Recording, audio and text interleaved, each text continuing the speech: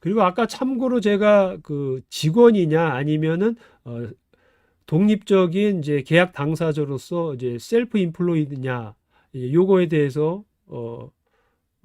말씀을 이제 지금 드리려고 그러고, 아까는 뭐 어떤 말씀을 드렸냐면 급여는 이제 비즈니스 소득이 아니라고 말씀을 드렸잖아요. 그거는 이제 직원 입장인 거고, 이건 거꾸로 이제 고용주 입장에서 한번 보면은 내가 이제 사용하고 있는 어떤 직원 또는 어떤 제3자가 있을 때 그 사람을 과연 고용 관계로 인한 직원으로 볼 거냐, 아니면 어, 어떤 서비스를 제공하고 있는 독립적인 하도급 업자로 볼 수 있느냐.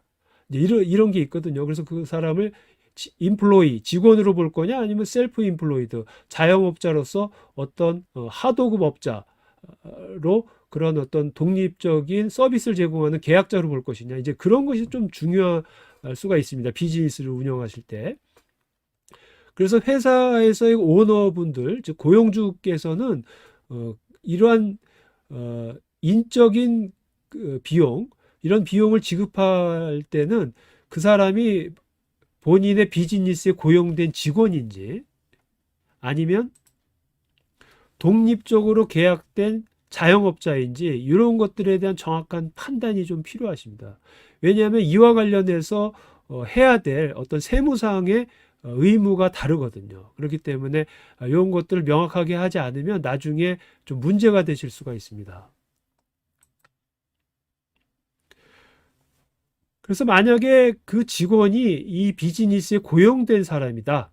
그렇다면 반드시 해당 직원에게 지급하는 그 비용 금액에서 물론 이제 급여라고 볼 수 있는데 급여나 임금에서 반드시 CPP EI 텍스를 차감하시고 나머지 금액만 지급을 하셔야 됩니다. 그래서 이와 같이 공제된 거 디덕션이라고 하는데요. 이런 디덕션 항목인 CPP EI 텍스를 공제를 하고 고용주께서 부담하셔야 될 또 부분이 있습니다. 그래서 고용주가 부담할 그 CPP EI까지 합쳐서 매달 그 다음 달 15일까지 해당 금액을 납부할 의무가 있어요. 그래서 이거를 페이롤 디덕션 레미턴스라고 하는데, 이것을 안 하면은 그게 벌과금이 좀 있어요. 그래서 이게 관리가 쉽지가 않기 때문에 처음에 비즈니스를 하시는 분들은 이런 것을 좀 무시하거나 좀 실수를 많이 하시거든요. 그러면은 그것 때문에 불이익을 당하실 수가 있기 때문에 그 사람이 고용 관계로 인해서 직원을 고용하셨다면 이런 것들에 대해서 좀 공부를 많이 하시거나 아니면은 뭐 회계사 등 전문가를 이용해서 이러한 의무를 반드시 잘 수행하실 필요가 있습니다. 그렇지만 이 사람이 본인께서 고용한 직원이 아니라면 독립된 어떤 자영업자, 계약관계에 의한 자영업자라고 볼 수 있거든요. 또는 한국말로는 뭐 하도급 업자, 뭐 이렇게 표현할 수가 있는데, 그러한 경우에는 앞에서 말씀드린 이런 CPP, EI 텍스 등을 차감해서 지급하실 필요는 없습니다. 그렇기 때문에 그럴 경우에는 그냥 지급을 하시면 되는데, 경우에 따라서는 이제 T4A라든지 T5018과 같은 그런 문서를 발행할 필요가 있을 수가 있어요. 앞에서 직원은 이제 T4를 발행하죠. 참, 그 설명을 안 드렸는데, 그 T4를 발행해 주는데, 이런 독립된 자영업자의 경우는 경우에 따라서 T4A나 T5018 같은 이제 서류를 발행할 수도 있다. 뭐, 그걸 참고로 아시면 되고, 그리고 경우에 따라서는 이런 독립된 자영업자에게 보다 비용 지급에 대한 명확한 증거를 갖기 위해서 이 사람이 GST 신고자인지를 확인해 보시고, GST 신고자인 경우에는 그 인보이스를 발행하면서 GST를 추가로 지급할 필요가 있을 수 있어요. 어차피 이런 사업자끼리는 GST를 지급한다 하더라도 나중에 공제를 받으실 수가 있기 때문에 사실 뭐 현금 전체적인 면에서 보면은 뭐 GST를 뭐 안 준 거나 동일한 이제 효과죠. 왜냐하면 GST를 줘도 나중에 공제받으니까. 아무튼 그 해당 그 자영업자가 GST 번호가 있는지를 꼭 확인하시고 대금을 지급하실 때는 공식적인 인보이스를 받고 금액을 지급하셔야 나중에 고용주 입장에서는 나중에 GST 신고를 했을 때 공제를 받으실 수가 있거든요. 그러니까 이런 GST 부분도 명확하게 하실 필요가 있습니다.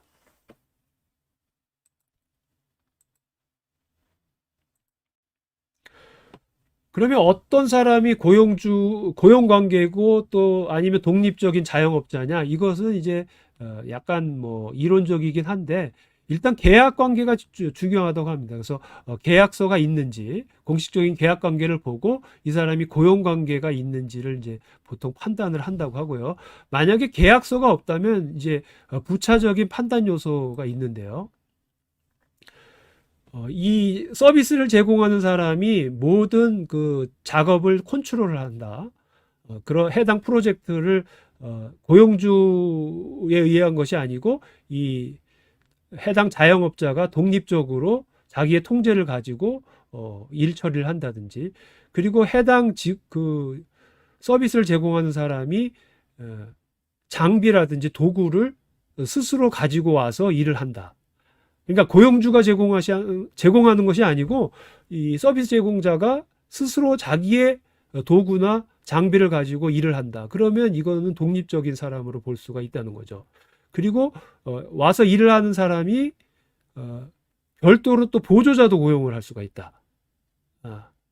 그러면은 또 역시 그 통제권이 있는 걸로 봐서 이 사람은 역시 독립적이다. 또 재무 리스크를 진다든지 모든 관리 책임을 진다든지 아니면 그런 걸 통해서 어떤 초과 이윤을 볼 수 있는 그런 기회가 있다든지 이런 사람이라면은 그거는 고용 관계가 아니다 이렇게 판단을 하고 있습니다. 그래서 나중에 이제 문제가 될 경우에 문제라는 건 이런 거죠.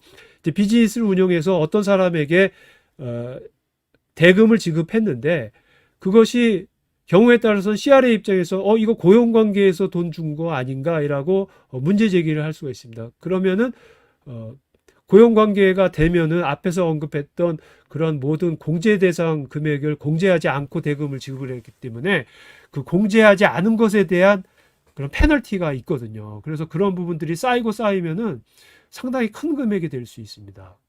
그리고 나중에 T4도 다시 발행해야 되고 또 그렇게 되면 또 그 고용했던 사람들이 모든 소득 신고가 다시 신고가 돼야 되고 여러 가지 이제 번거로운 일들이 발생을 하거든요.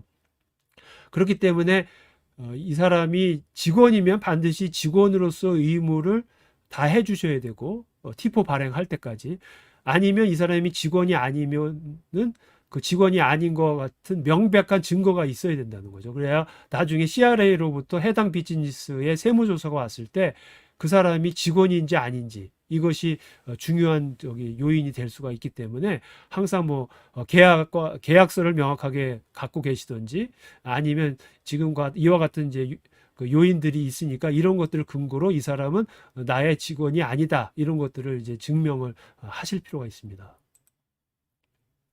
그리고 이런 것들이 명확하지 않을 경우에는 국세청에다가 이제 자문을 할 수가 있어요. 그래서 이러이러한 요건들에 대해서